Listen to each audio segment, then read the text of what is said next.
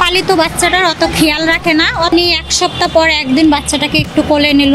এটা কে বলো? বাধ্য হয়ে পরিমণি তার ছোট বাচ্চা প্রিয়মকে ফিরে দিতে হয়েছে জন্মদাত্রী মায়ের কাছে।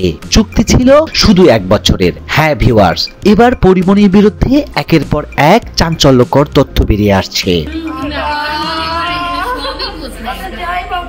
কিছুদিন আগে পরিমণির বাসায় এক গৃহকর্মী দাবি করেছিলেন পরিমণি নাকি দত্তক মেয়ের প্রিয়মের সাথে 7 দিন বা 10 দিন পর পর একদিন দেখা করে, তাও আবার 2-1টি ছবি তোলার জন্য বা ভিডিও করার জন্য। আমরা বাচ্চাটাকে কিভাবে খাওয়াচ্ছি করতেছি এসব সিসি ক্যামেরায় দেখে তার ফোনে। খাবার দাবার জামা কাপড় ঠিক মতো দিলেও পরির কাছ থেকে মেয়েটি বিন্দুমাত্র ভালোবাসা পান না। সেটা প্রমাণ এখন পদ্মকে নিয়ে কক্সবাজারে যাওয়া, বিদেশে ট্যুরে যাওয়া, কিন্তু প্রিয়ম না থাকা। এবার আসা যাক পরিমণি তার বাচ্চা মেয়েকে যে দত্তক নিয়েছেন সেটার কারণ কি ছিল সে প্রসঙ্গে। খাবার খাবে? খিদা লাগছে?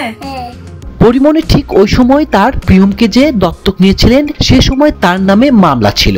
1 বছর বয়সী কোনো বাচ্চা থাকলে মামলা মওকুফ হয়ে যায়, আর সেজন্য এক মহিলার কাছ থেকে আইনজীবীর পরামর্শ অনুযায়ী বাচ্চাটিকে দত্তক নিয়েছিলেন পরিমণি। যখন বাচ্চাটির বয়স 1 বছর শেষ হয়ে যাচ্ছে তখনই বাচ্চাটাকে আবারও তার মায়ের কাছে দিয়ে এসেছেন বলে সূত্রের দাবি, আর এজন্য নাকি প্রিয়মকে আর দেখা যায় না। তবে একথা নিঃসন্দেহে প্রিয়মকে পরিমণি যথেষ্ট ভালোবাসতেন, যদিও পরিমণি এখন পর্যন্ত বিষয়গুলো নিজে পরিষ্কার করেননি, আর এই তথ্যগুলো সোশ্যাল মিডিয়া থেকে সংগ্রহ করা।